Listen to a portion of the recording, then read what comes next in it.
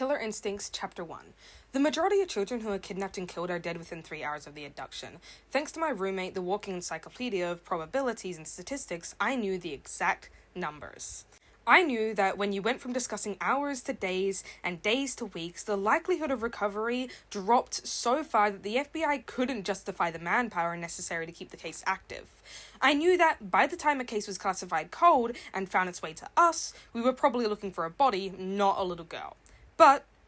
But Mackenzie McBride was 6 years old, but her favorite color was purple, but she wanted to be a veterinarian pop star. You couldn't stop looking for a kid like that. You couldn't stop hoping, even if you tried. You looked like a woman in need of amusement, or possibly libation. Michael Townsend eased himself onto the sofa next to me, stretching his bad leg out to the side. "I'm fine," I said. Michael snorted. "The corners of your mouth are turned upwards, the rest of your face is fighting it. Like if your lips parted into even the tiniest smile, it might clear the way for a sob." That was the downside to joining the Naturals program. We were all here because we saw things that other people didn't. Michael could read facial expressions as easily as other people read words. He leaned towards me. "Say the word, Colorado, and I will selflessly provide you with a much-needed distraction." The last time Michael had offered to distract me, we'd spent half an hour blowing things up and then hacked our way into a secure FBI drive. Well, technically Sloan had hacked our way into a secure FBI drive, but the end result had been the same. "No distractions," I said firmly. "Are you sure?" Michael asked. "Because the distraction involves Leah, Jello, and a vendetta that begs to be paid." I didn't know what our resident lie detector had done to provoke that kind of revenge, but given Leah's personality and her history with Michael, the possibilities were endless. "You do realize that starting a prank war with Leah would be a very bad idea," I said. "Without question," Michael replied. "If only I weren't so burdened with good sense and a need for self-preservation." Michael drove like a maniac and had a general disdain for authority. 2 months earlier, he'd followed me out of the house knowing that I was the subject of a serial killer's obsession, and he'd gotten shot for his trouble. Twice. Self-preservation was not Michael's strong suit. "What if we're wrong with this case?" I asked. My thoughts had looped right back around from Michael to Mackenzie, from what had happened 6 weeks ago to what Agent Briggs and his team were out there doing right now. "We're not wrong," Michael said softly. Let the phone ring, I thought. Let it be Briggs, calling to tell me that this time my instincts were right. The first thing I'd done when Agent Locke had handed over the Mackenzie McBride file was profile the suspect. A parolee who disappeared around the same time Mackenzie had. Unlike Michael's abilities, my skill set wasn't limited to facial expressions or posture. Given a handful of details, I could crawl into another person's skull and imagine what it would be like to be them, to want what they needed, to do the things that they did. Behavior, personality, environments. The suspect in Mackenzie's case had no focus. The abduction was too well planned. It didn't add up.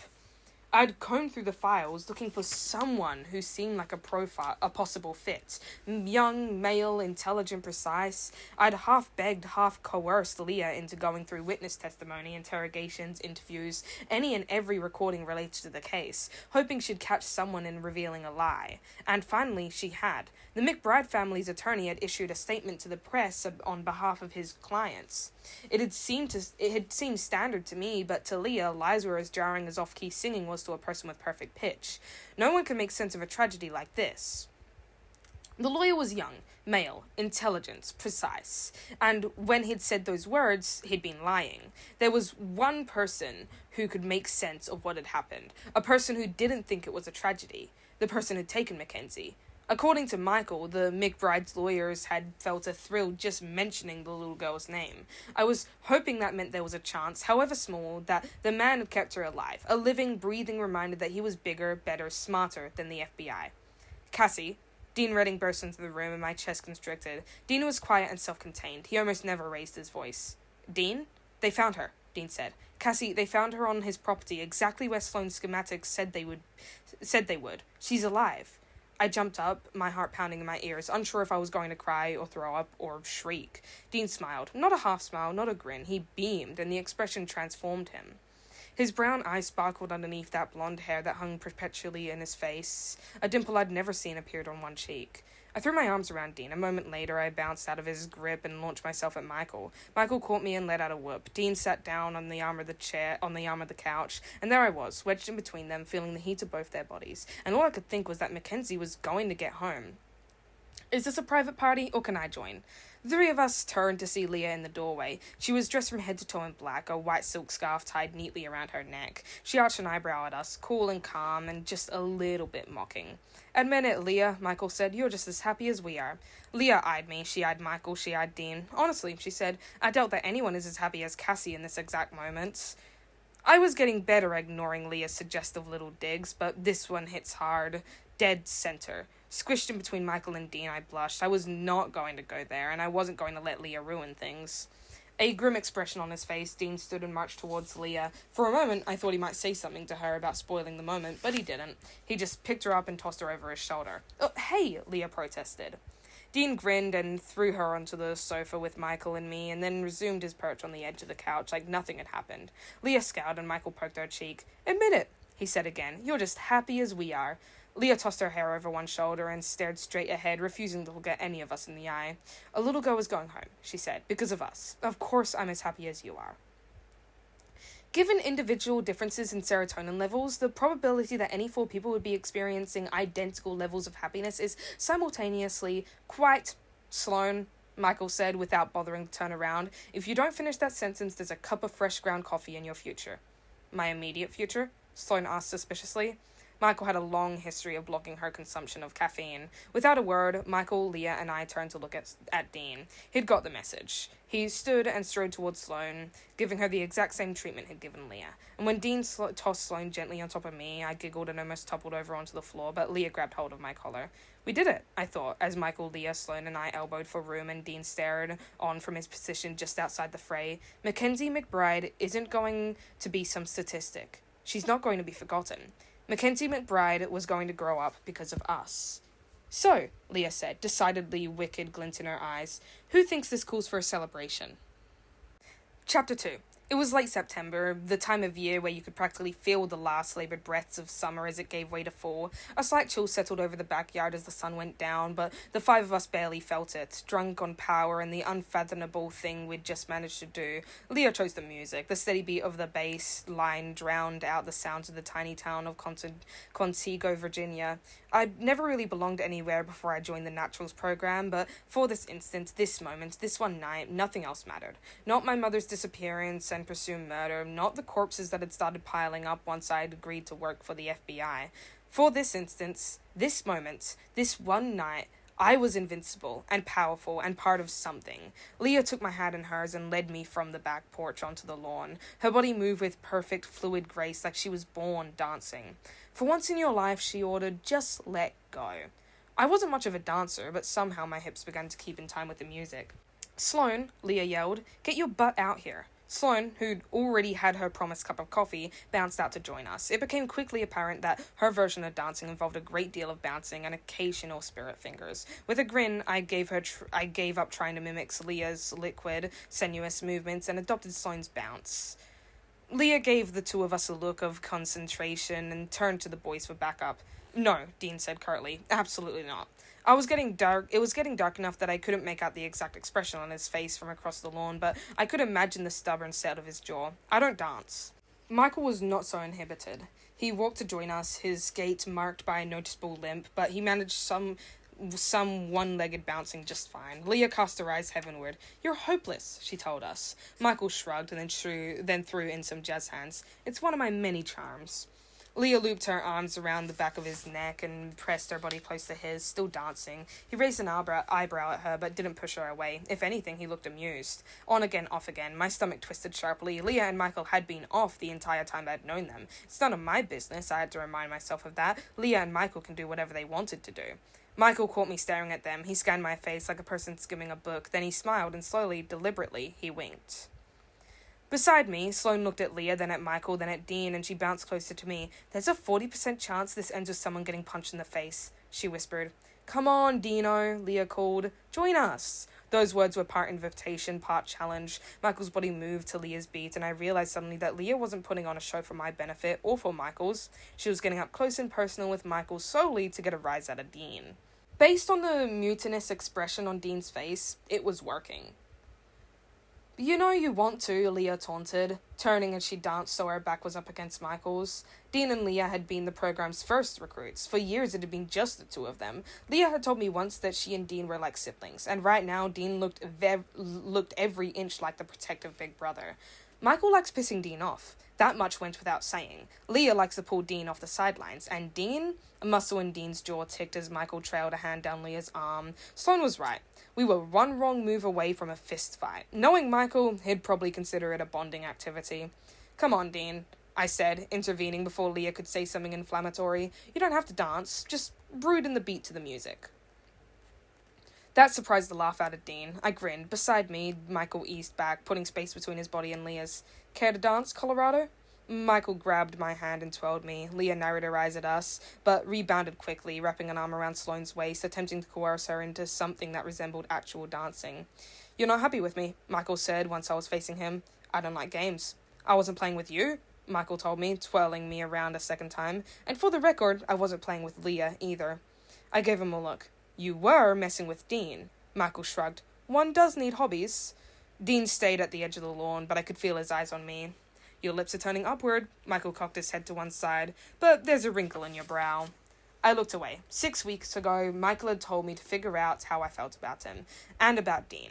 I'd been doing my best not to think about it, not to let myself feel anything about either of them, because the moment I felt something, anything, Michael would know.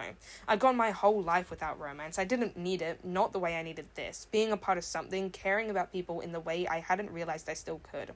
Not just Michael and Dean, but Sloane and even Leah. I fit here. I hadn't fit in anywhere else in a long time. Maybe ever. I could not screw this up. You sure we can't talk you into dancing? Leah called out to Dean. Positive. Well, in that case, Leah cut in between Michael and me, and the next thing I knew I was dancing with Sloane and Leah was back with Michael. She looked up at him through heavily lashed eyes and put her hands flat on his chest. Tell me, Townsend, she said, practically purring, do you feel lucky? This did not bode well. Chapter 3. I was dead. Outmanned, outgunned, seconds away from disaster, and there was absolutely nothing I could do about it. I'll see your 3 and raise you 2, Michael smirked. If I'd been an emotion reader, I could have determined if it was a I have an incredible hand and I'm spoon-feeding you my own doom smirk, or an it's smirk worthy that you can't tell I'm bluffing smirk. Unfortunately, I was better at figuring out people's personality and motivation than the exact meaning of each of their facial expressions. Note to self, I thought, never play poker with the naturals. I'm in. Leah twirled her gleaming black ponytail around her index finger before sliding the requisite number of Oreos on the center of the coffee table. Given that her expertise was spotting lies, I took that to mean that there was a very good chance that Michael was bluffing. The only problem was that now I had no idea if Leah was bluffing. Sloane looked on from behind a veritable mountain of Oreos. I'll sit this one out, she said. Also, I'm entertaining the idea of eating some of the poker chips. Can we agree that an Oreo missing its frosting is worth 2/3 of its normal amount? Just eat the cookies, I told her, eyeing her pile mournfully, and only partially joking. You have plenty to spare. Before joining the Naturals program, Sloane had been Las Vegas born and raised. She'd been counting cards since she'd learned to count. She'd sat out about 1/3 of her hand, but won every single time she played. Somebody's a bad sport, Leah said, wiggling a finger at me. I stuck my tongue out at her. Somebody only had 2 Oreos left. I'm in, I sighed, pushing them into the pots. There was no point in delaying the inevitable. If I'd been playing with strangers, I would have had the advantage. I could have looked at a person's clothes and posture and known instantly how much of a risk-taker they were and whether they'd bluff quietly or put on a show. Unfortunately, I wasn't playing with strangers, and the ability to get a read on another person's personalities wasn't nearly as useful in a group of people you already knew. What about you, Redding? Are you in or are you out? Michael issued the words as a challenge. So maybe Leah misread him, I thought, turning the idea over in my head. Maybe he's not bluffing. I doubted Michael would have challenged Dean unless he was certain he would win. I'm in, Dean said. All in. He pushed 5 cookies into the pot and raised an eyebrow at Michael, mimicking the other boy's facial expression almost exactly. Michael matched Dean's bet. Leah matched Michael's. My turn. I'm out of cookies, I said. I'd be open to discussing a modest interest trade, Sloane told me before returning her attention to divesting an Oreo of its frosting. I have an idea, Leah said in an overly innocent tone that I recognized immediately as trouble. We could always take things to the next level. She unknotted the white handkerchief around her neck and tossed it to me. Her fingers played with the bottom of her tank top, raising it up just enough to make it crystal clear of what the next level was. It is my understanding that the rules of strip poker specify that only the loser is required to disrobe, Sloane interjected. No one has lost yet. Ergo, call it a show of solidarity, Leah said, inching her shirt up further. Cassie's almost out of chips. I'm just trying to even the playing field. Leah.